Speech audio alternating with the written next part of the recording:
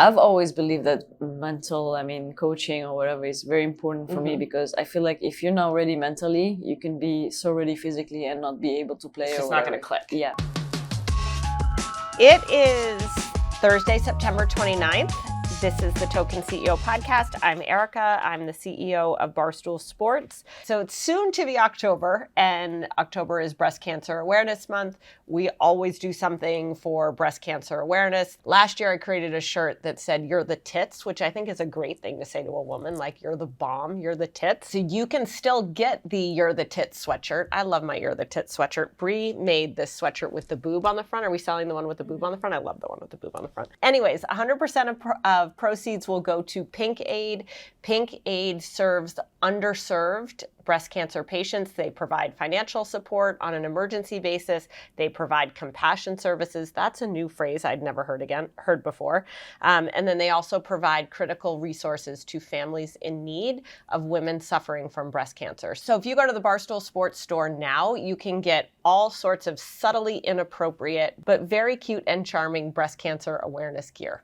That's store.barstoolsports.com. Before we begin, quick shout out to Omega Accounting Solutions. We love the accountants at Omega Accounting Solutions. They help all sorts of people in need, and those type of people are small business owners. And what Omega Accounting Solutions does is it helps small business owners who have zero idea about accounting, who don't care, don't give a shit about it, have pizzas to make and nails to color and hair to dry and therapy to give and groceries to pack and all those things. What Omega Accounting Solutions does is it helps small business owners understand all of the tax credits they can get. It helps them oversee their accounting, and it helps set small businesses up for success by taking care of the stuff that small businesses aren't necessarily great at. The other great thing about Omega Accounting Solutions is that they give small businesses the chance to benefit from all sorts of things that big companies take advantage of every day. If you call 1-800-704-2000, someone from Omega Accounting Solutions can help you, or go to omegataxcredits.com and you can learn more.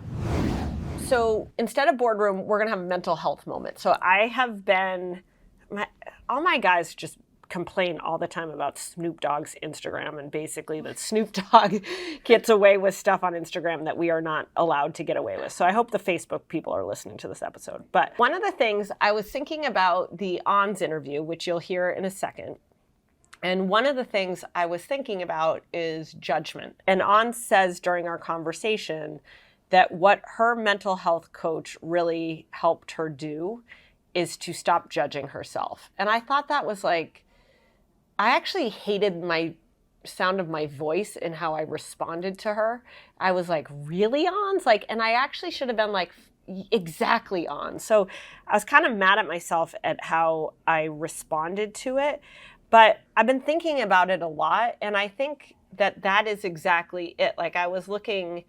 I think there's so many reasons to judge other people, and it's so easy to judge other people, and it's so easy to be hurt by other people's judgment. I know I feel like that. I feel like my neck is stiff and immobile because I feel like there's so much judgment on me sometimes. And I think there's a lot of people who are even in worse situations.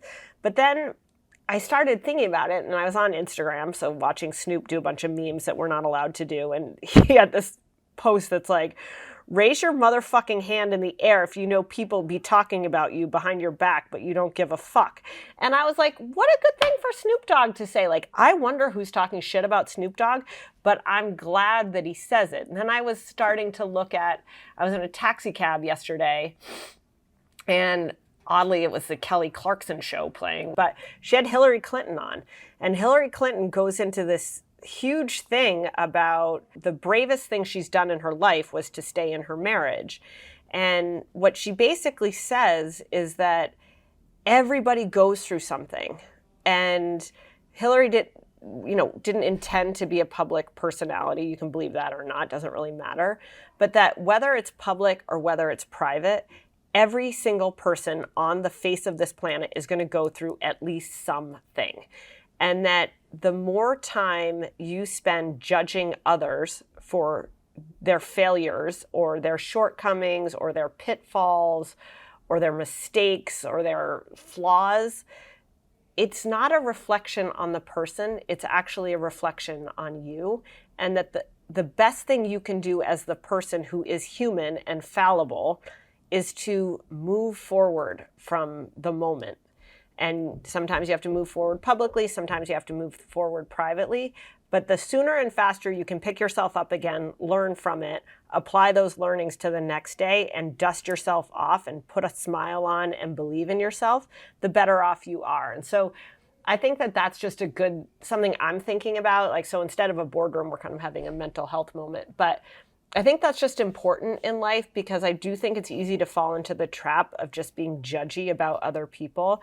And then I also think it's really easy to fall into the trap of just feeling bad about yourself and victim to other people's judgment versus making the most of your life, being unapologetic about it, and being forward looking with it. Okay, so we have, I think my guest I'm most excited for today. So I really hunted down Ons Jabeur. So Ons Jabeur is our guest. She is a tennis champion. She is the most renowned Arab athlete in the world. She is a tennis phenom. She was the runner-up at the US Open. She has, a zillion titles to her name. I think she's fantastic. I discovered her, or didn't discover her, for myself, I discovered her at Wimbledon. And she had this press conference after she played. And she played with such heart. Like, she just played with this crazy amount of heart, this big smile. Has a very expressive face. And she's also just clearly a sick athlete. But then she had a press conference after, and she's talking about eating a barbecue with her competitor, who also happened to be her friend. And I liked this person I saw. So I went to Kelly Martin and I was like, can I get Ons Jabeur? Can I get Ons Jabeur? And then we finally got her. So she is our guest today. Here's what I think you can take away from this conversation. One is, this is a person who is at the top of her game. And this is a person who is striving for something more than her own success on court. I think the way she thinks about Tunisia, I think the way she thinks about being an athlete from a Muslim and an Arab country, the way she thinks about being a woman is just so inspiring. The second thing is the way she thinks about her mental game and her physical game. And I think anybody who goes to work, if it's not as glamorous as a tennis court, most people's jobs aren't that glamorous, you've got to think about your mental game and your physical game. And what I love about Ons is that she's really exploring both. And she's really pushing herself to be the best in both realms. I also really love, she has an all-Tunisian team. And I think that one of the things that was really so compelling and heartwarming to me is how she talks about her family, how she talks about her team, how she talks lovingly about playing tennis in Tunisia. And I think what's so exciting right now is when you look at women in the world, right? There's a massive uprising in Iran driven by women. You have this tennis phenom who is a woman.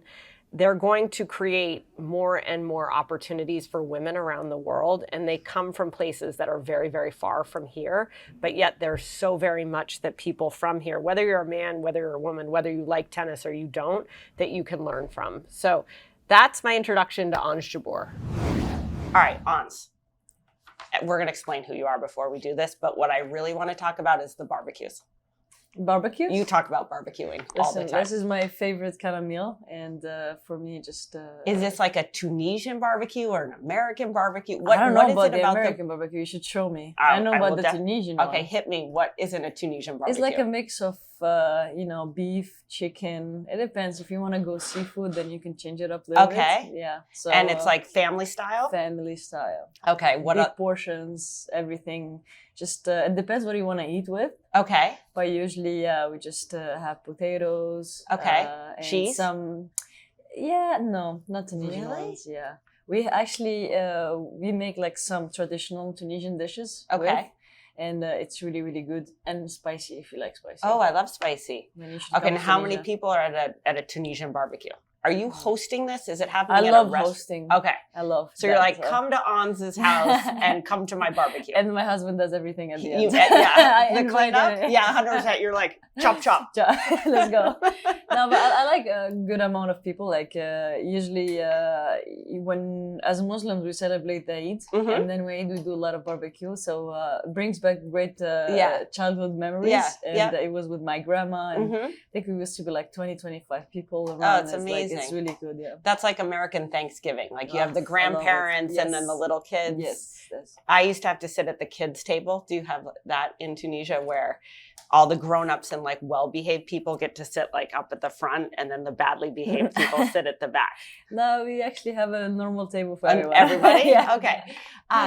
Okay. So talk a little bit about talk about this experience. Like you've just been through the U.S. Open. You had an amazing run. You're one of the most lauded Arab players from Africa of all time. Like, how does it feel? Honestly, it feels amazing. Just a dream coming true. You know, I always wanted to be in these stages, the finals, and the second week of Grand Slam. Now being number 2 in the world, you know, just it's like everything is adding up. Everything is coming my way, and hopefully, just I want to. I always say that, but I want to inspire more and more generations from my country, from Africa, to be here because we struggle a little bit. You know, we don't see a lot of players from that, and I feel like we don't have that belief that we can be here, and just like showing that I'm there and.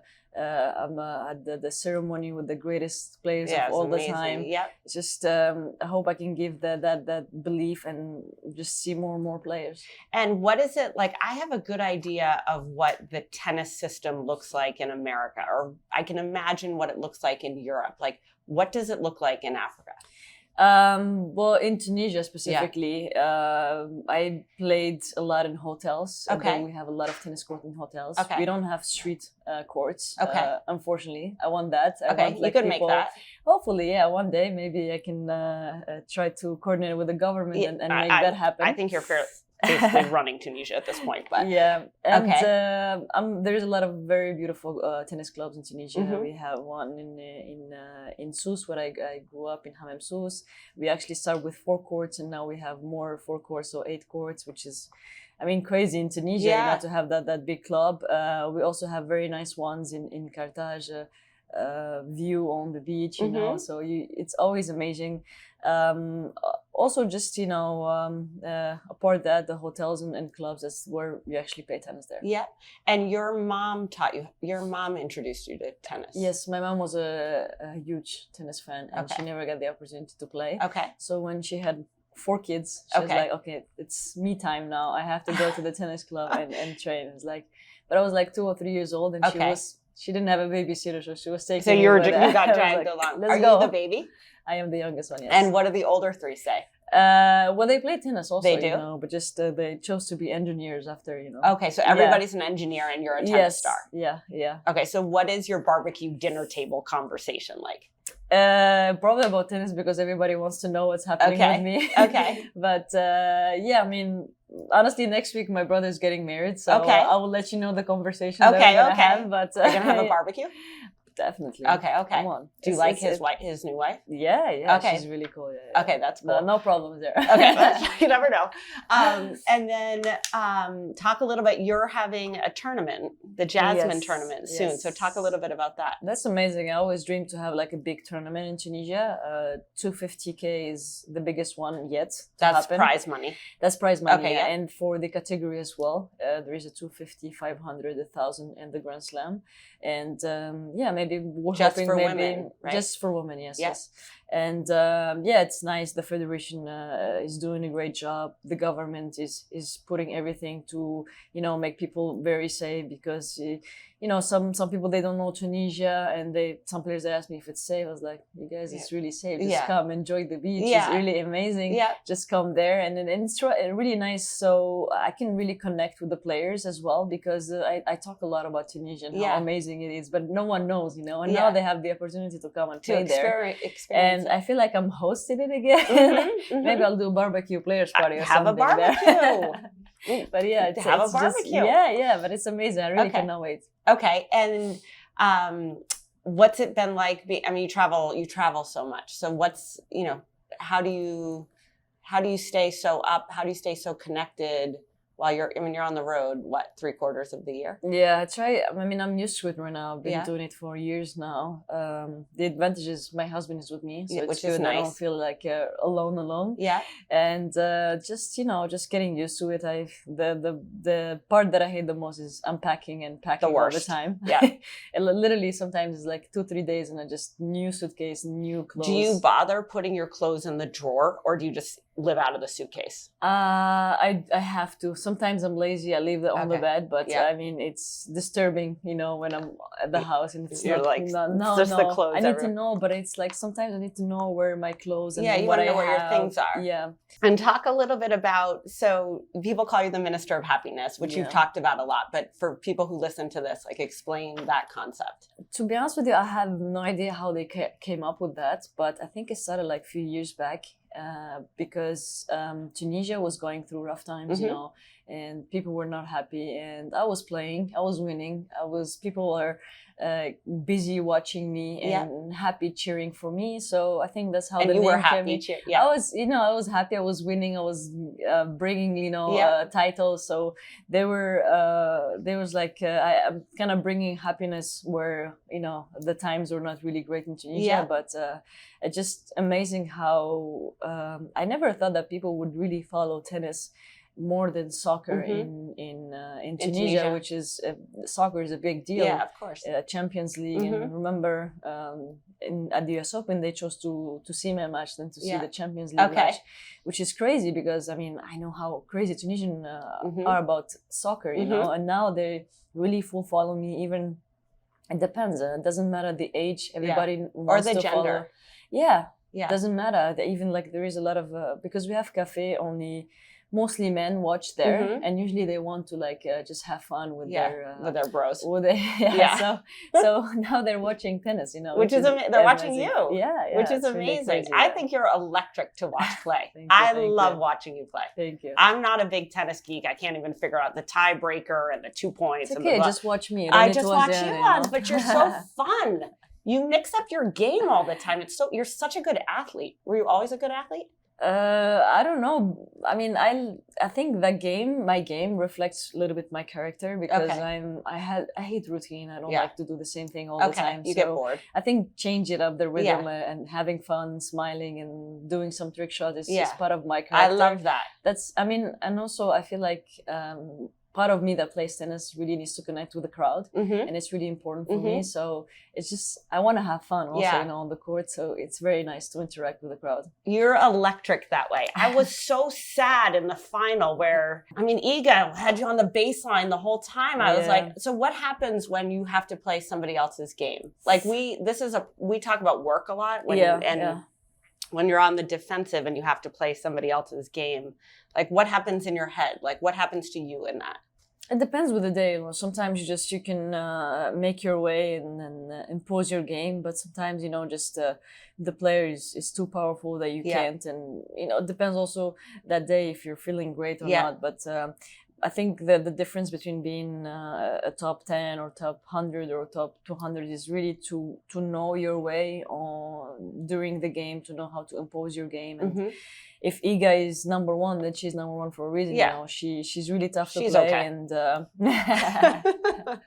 she's really tough to play. She's really cool, but I'm definitely going for my revenge next time. Oh, good. All right, Ons, I love that. I want to make shirts. Lotto should make these shirts. So shout out Lotto. Do you want to say a nice thing about Lotto? It's really amazing. You know, they've been with me for a long, long time, and they were the first one to believe that I could be here one day. I've got rejected by other sponsors, you know, and are you bitter? Yeah, I mean, I don't care about them. Are you like, screw you, Nike? I have Lotto. They've been always there for me. Plus, you know, it's an Italian brand. There is a great connection between Tunisia and Italy. It's very actually close to each other. So I feel very blessed and lucky that they chose me, that we are working together for years now. And, the relationship is evolving, now I'm making my own t-shirts. Okay. Yalla Habibi, that they really made it for me. And they were very nice. Like everybody in Tunisia wanted to buy. And I want to buy one. I was like, you guys, come on, let's do it. I love that. I like amazing, that you're one of the only, if not the only lotto player. I like that. Like, I got so tired of like Carlos and the other guy are wearing the same outfit. Is that a faux pas? Did you notice this? I don't know. I think it seems like it's like when you're a girl at the party and you're both wearing the same dress. That's how I would feel. But anyways, but Lotto have other players and they're really good ones, different ones. But I was lucky this year. I like that they're a US soccer Open. brand too. You know what I mean? Like, I think that's amazing. Soccer, I know. Yeah, and US Open, I got my own outfit. I was wearing red. I loved her outfit from other players. Yeah, the outfits I thought were terrible. The others, not yours, obviously. They were so girly. I like that you're not girly. I like that you were wearing red. I had to. You're wearing the shorts. I was like, thank you for not wearing a skirt. Why does everybody wear a skirt? It's tradition. Is it outdated? I don't know. I had the choice between skirt and shorts, and I always mix it up a little bit because I get bored. Yeah, you're like, I want to wear what I want to wear. Do something else, but I just love it, and I feel very comfortable. I love that. I have a T-shirt for you for Lotto. Yeah. I think you need a T-shirt that just says "Come Ons." Come Ons. Yeah. They have a lot. That's the T-shirt I would Unstoppable make. also. Unstoppable. Yes. I love that. I like to tweet on Twitter. If you're watching, we're waiting for we're going to call Lotto and be like, all right, the Barstool Sports people are going to rip that T-shirt off. I like to tweet that. Unstoppable is a very good one. It's a famous what else hashtag. Believe ons. Okay, believe that's okay. Okay, that's okay.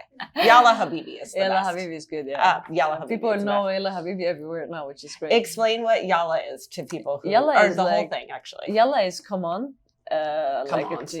Come on. And Habibi is like my love in Arabic. Yeah. It's always like, it's a very like, Habibi, come here. That's like, do that. And then like, it's like my darling, right? It's like, it's an endearing, sweet term. Yeah.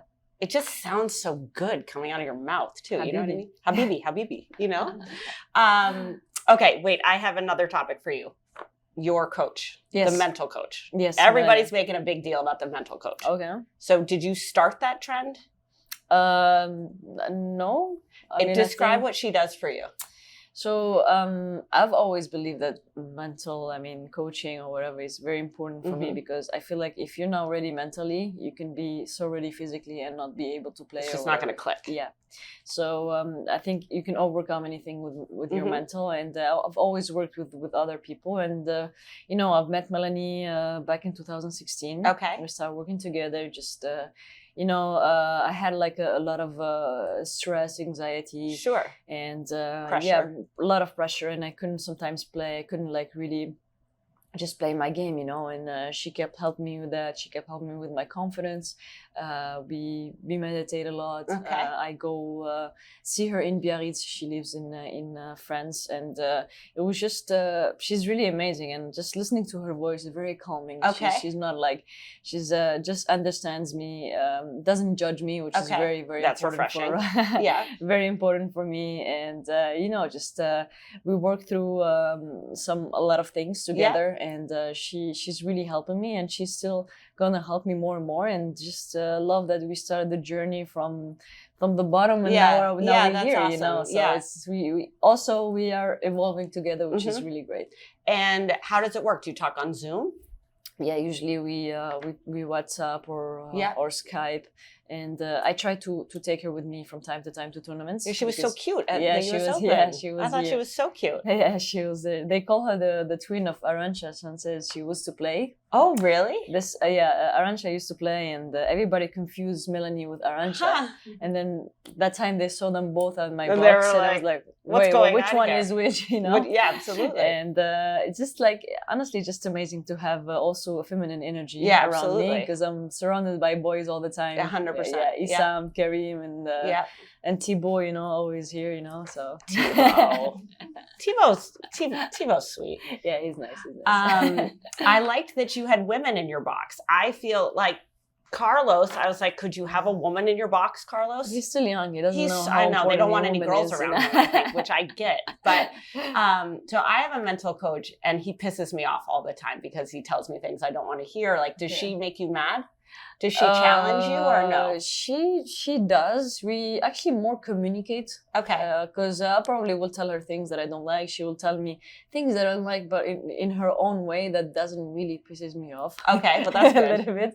But it's nice that she really understands me, and it's very important to choose the moment where you can tell the other person something. Mm-hmm. And I'm also like someone that doesn't stop. I always want to challenge myself, and I just every year I just try to put something in my head to do it. Like last time I was like, okay, I'm not gonna judge anyone in this life, anymore. Oh wow, Ons. Even like a small thing. How's that going for you? It's going pretty well. Really? Because doing that, actually, I'm not judging myself anymore. Yeah, okay, which that's is something great. I was to do a lot, and I was very hard with myself a lot, which didn't help me be the player that I am, the person that I am, and starting doing that a little bit kind of helped, but I still need to improve more probably. I doubt it. I think that's so interesting because I also think that we talk a lot about work and women at work, and I work with mostly men like you, so I'm always around men, and it's very easy to not want to be vulnerable, like to even say, hey, I need someone who helps me with my mind the same way a trainer helps you with your body. I think is a really good thing for women because it also, I think it prevents you from imploding, like there's so much pressure, there's so much strain. You need to have so much resilience, and having someone who thinks about what's happening in here to make you stronger for what's happening out there is so powerful.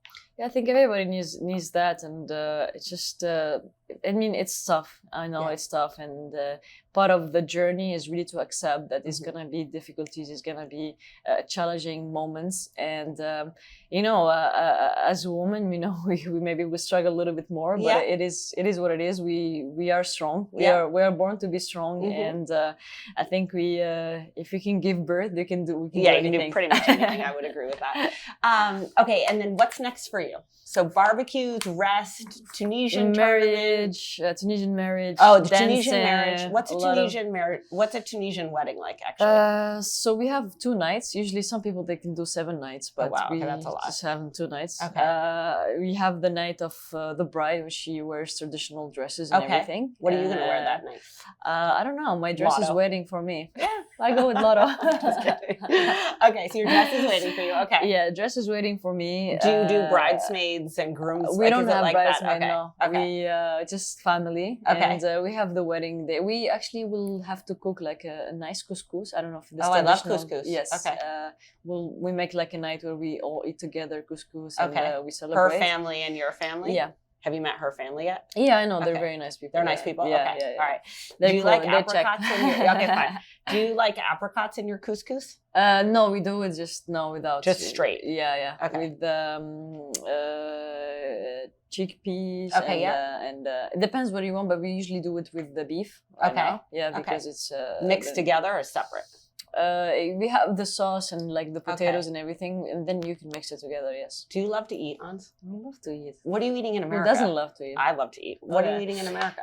Everything, and you know what? Like cheeseburgers? Or no, lately I was going a lot to Wagamama. Oh, you like Wagamama? I love it. Okay. It was good, healthy choice. Yeah. Okay. Fine.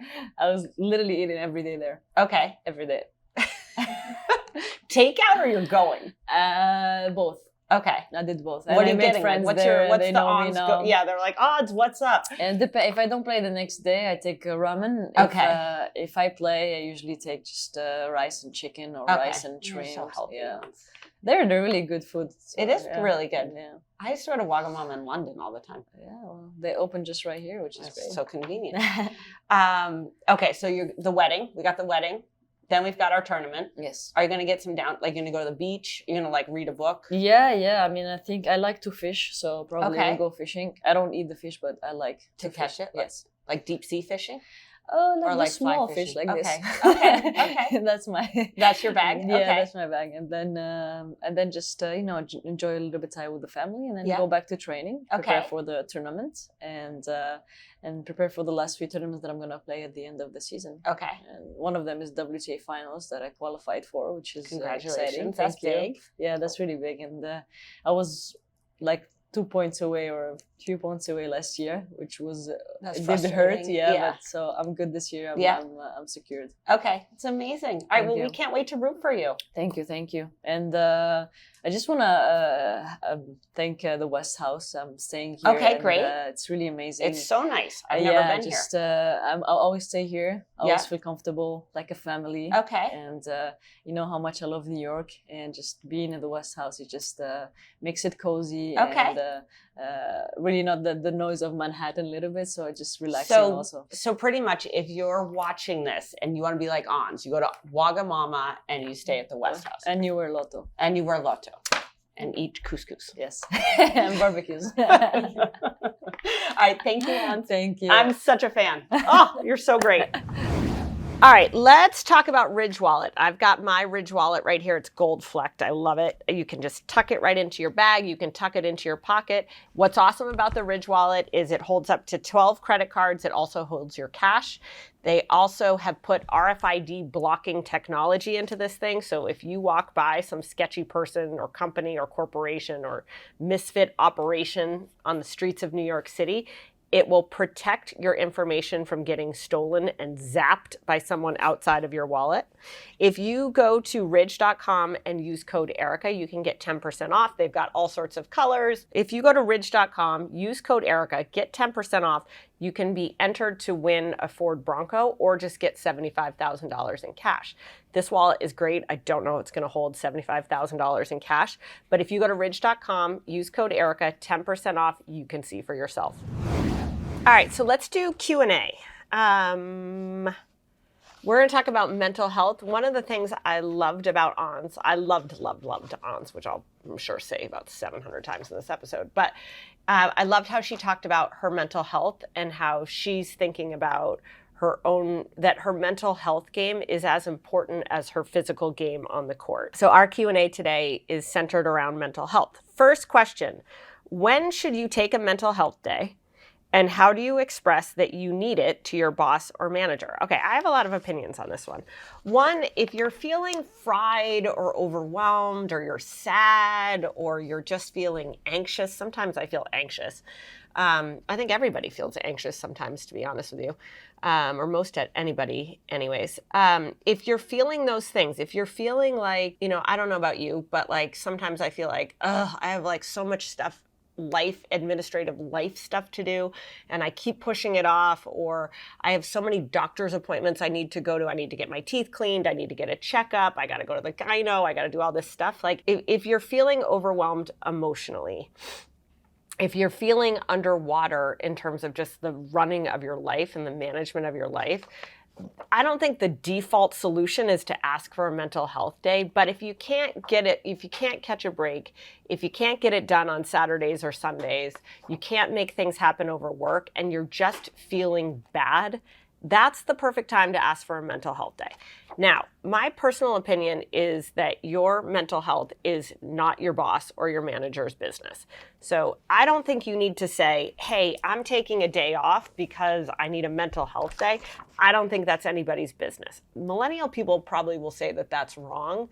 That said, if you need a day off, be respectful, give your boss a little bit of notice and say, hey, I'd like to take Friday off. I've got a bunch of stuff I need to do. Or just simply, hey, I need to take Friday off. Does that work for you? I'll make sure everything is covered. I'm not going to be available, but I'll make sure that things are in a good place before I leave, and everything, I'll be ready to go on Monday. I think the when you ask for it is when you need it. If things feel overwhelming, if you're feeling in a rut and you can't get out of it, and if you can't solve the mountain of things you need to do in your life outside of the hours of work, that's a perfect opportunity to ask for a mental health day. I don't think you can ask for one every month. I don't think you can ask for one every week. I think you got to be judicious about when you ask for it. And then my personal opinion is that when you need a day off, it's nobody's business why you need a day off. You could be going on vacation. You could be going and getting roaring drunk tonight and you just need tomorrow off to recover from it. That's not my business. Your life is your life. Your job is your job. People may disagree with that, but I think that just being respectful about when you ask for time off, how you ask for time off, and making sure that things are covered when you ask for time off or when you take time off, then I think you're in good shape. So the other thing I would say on it, if you're feeling so badly or so overwhelmed or shit just is going so wrong or so sideways for you and you really need a mental health day, you may want to think about what you need beyond a mental health day. Like the mental health day isn't the solution. A mental health day is a chance to take your breath, clear your head, get whatever you need to get done, take a beat, have a break from work. That's totally appropriate. I think the bigger thing is if you're feeling stressed at work or you're feeling anxious or you're feeling like things in your personal life are kind of creeping into your work life, you may want to have a bigger conversation with your partner, or you may want to spend some time thinking yourself about why you're unhappy or how you're unhappy or what's making you unhappy. And you may want to have a conversation with your boss about how you're feeling overall. So like one example here is that there's someone here who I've had my eye on who I've been a little bit worried about. I reached out to the person and I was like, hey, you okay? And I just want to check in on you. Are you all right? And I had a lot of empathy for it. I've been through something similar and I was like, hey, like get a cat, which is generally, I think, my mental health advice, get a cat. But in all seriousness, I was like, hey, do you need some time off? Do you need someone to talk to? Like, do you need support or resources that we're not giving you here or that would help you feel better? And one, I think it was appreciated that the person was noticed and heard. Two, I think it's always just it at least makes me feel better if someone reaches out to you when they know you're in need and offers some empathy or support. And then three is to make sure you know what resources are out there to help you feel better overall. So like by all means, take all the mental health days in the world, but be good to yourself and be thoughtful about what help you need to make sure you're feeling at your best, and also commit and be an active participant in what you need to do to change your circumstance. Like, I think the biggest thing is like, if you keep doing the same things, nothing's ever going to change. And I think the hardest thing about mental health is when you're feeling down or you're feeling anxious or you're feeling overwhelmed, there's likely a root cause or many root causes for that. And if you really want to change them, you need to be an active participant in it.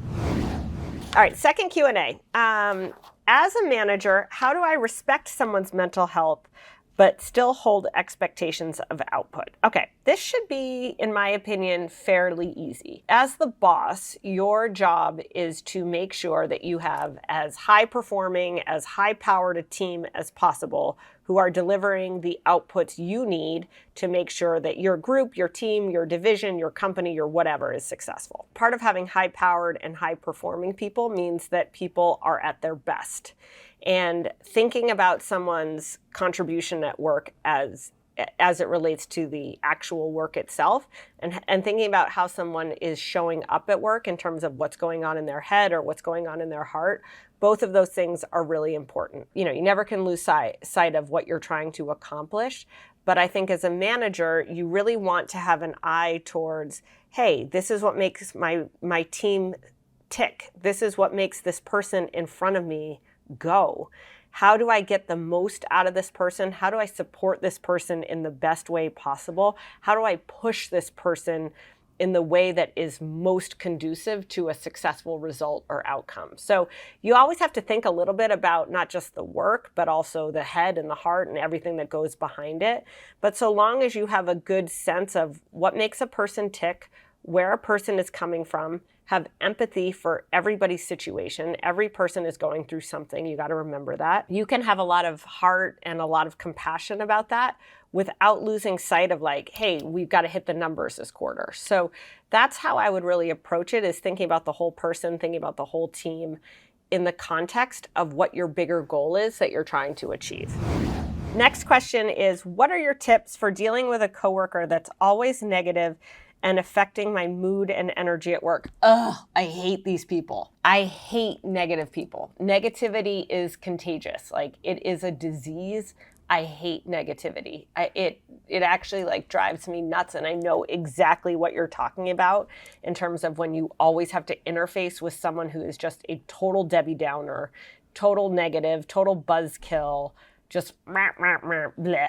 I have a couple things that I would think about. One is that these kind of people can enter your life and they can enter your work.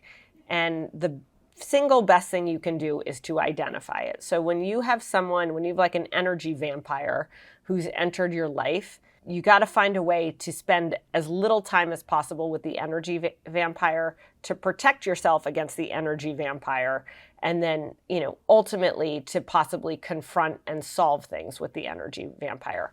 The same kind of is true at work. When you're around someone who is really negative and makes you feel badly about work, about who you are, about what you do, about how you do it, I think the best thing to do would be obviously to minimize the amount of time you spend with that person.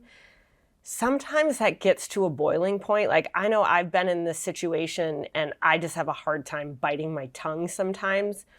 And in that case, I think the best thing to do would be just like to punch the person in the nose. And I don't mean that literally, but what I do mean is like, call the person on it. The next time they're like a total buzzkill, or the next time they try to gossip about every coworker that you work with, or they seek to criticize you and what you're doing, call them on it and be like, why are you so negative? What is wrong with what I'm doing? Like, explain to me what I could be doing differently that would make you more pleased with what I'm doing, or what should be different here that would change how you feel about this group, this team, me, the work, whatever. I think sometimes by confronting things with people, it at least makes them aware of what they're doing. I think oftentimes really negative people aren't even aware that they're so negative. And I think by punching the negativity in the face and saying, God, you're so fucking negative. Like, why are you so negative? What would you do differently? I think it does a couple things. It puts it out in the open so that you're not repressing how you feel about it inside. I think the second thing is it puts it out on the table of like, what do you think should be different? Like, how would you change things? I think the worst part about negative people is most negative people, as far as I see it, also have huge inertia. They just literally sit around judging everyone else, how everyone else does things, what everyone else is doing, who everyone else is, and they have no creativity. They have no energy. They have no solutions. They have no ideas. They have no drive, like no proactivity to making things better. Like, I have people like that in my life that just make me crazy. I tend to be a little bit avoidant, where I'm just like, I just am not going to engage with that or deal with that. But in the workplace, if one of your coworkers is really negative, I would feel very empowered to go up and be like, why are you so negative? And what would you do differently? And chances are they won't have an answer, but it will make them more aware of what they're doing. All right, so we have a new partner this week. It's Quillbot. So if you go to quillbot.com, I just went to quillbot.com, and what Quillbot says to you, which I love, is Quillbot will rewrite your text. Start by writing or pasting something here and then press the paraphrase button. So what's awesome about Quillbot, if you're a bad writer or your grammar is terrible or you don't know anything about the English language, but you have a lot of passion about what you want to say, you just type it into Quillbot. They paraphrase what you meant to say and they make you sound better. What is better than that? I actually don't think there's anything better than that. Technically, I'm supposed to tell you that Quillbot is an online writing assistant that uses state-of-the-art AI to paraphrase your writing to ensure that you produce writing that's professional and mistake-free. Who doesn't want to be professional and makes mistake-free?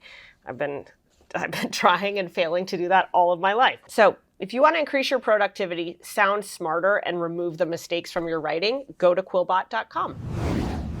Okay, next up, how do you bridge the generational gap and divide about discussing mental health? It's so funny. We were just talking about this in the beginning of this episode. Mental health is funny. People are different. now. Younger, it's kind of like the boomer zoomer thing, which is, look, every generation of people are different. Every person is different in an existing generation.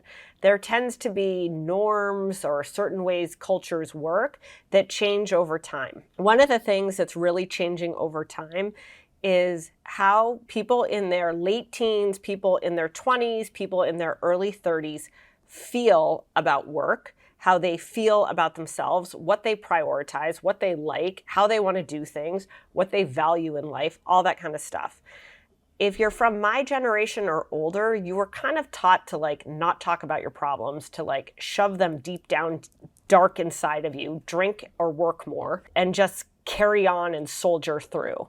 That was kind of the overwhelming, everything you should do, it should be to be more successful in life, to make more money, shove everything else inside of you, cope with it however you can, and then just basically shut the fuck up about it. That's my era. And I think the eras that came before me. What's happening now is people are way more expressive. People are so much more open. Their hearts are on their sleeves. And some people, I think, call young people weak or sensitive or soft. And I can be victim of that. I think there are places in life, or there are people in life who by and large are not resilient. I think as a parent, parents in my generation and the generation slightly ahead of me are making their kids soft because we're bubble wrapping them. But it's not a bad thing to wear your heart on your sleeve. And I think what you've got to come into any conversation about mental health, you've got to come in to it as a good listener. You got to ask basic questions. What's important to you? How much do you want to share about your life here at work? How can I, as your manager, your peer, your partner, whatever, how can I be most supportive of you? And hey, here's 3 things that I've tried that have worked for me that you might want to try that may work for you, or you may just want to disregard altogether. So that's how I would bridge the gap. I wouldn't pretend that you understand younger people at work if you don't. I wouldn't state that how you do things is the way people should do things going forward. I think there's a need for a conversation where people can learn from one another. And ultimately, you're going to want to create a situation that enables people to be at their best and also acknowledges that people come to every situation differently and with different needs and with different baggage and different things that have come before. And so long as you're cognizant of that, you're appreciative of it, you want to learn through it, you're clear about your values and principles, and you ask for people to share theirs, I think really good things can come of it, and you can have a very honest conversation about mental health. One of the things we talk about at Barstool is can Barstool be more diverse? How should Barstool be more diverse? This isn't directly related to mental health, but it kind of is. And it's funny, Edwin, who's Hispanic, is I feel like people are lecturing me here about just Barstool should be more black, and we should hire people that make Barstool more black. And Edwin's point, and I agree with this and support it, is you can't be more black. You can't be more female. You can't be more employee friendly. You can't be more mental health sensitive. Just saying you're going to be these things is, in my opinion, sometimes the worst way to go about doing them. You know what? You know how we can be more black is find more wickedly talented people who are of color and to entice them to come here, give them every resource possible, make them as successful as humanly imaginable. If we're good at that, we'll find more women, we'll find more people of color, we'll find more tall people, we'll find more short people, we'll find more purple people, whatever it may be. I think by doing is the best way to make things happen. And I think one of the things that's really hard in corporate culture is there's a large desire to have corporate edicts and mandates about be more this. And I fucking hate that. Nobody is going to be more anything just by virtue of somebody else telling them that they should be that. No shit. I would love if every single person that I looked to here was a different gender, a different race, a different height, a different weight.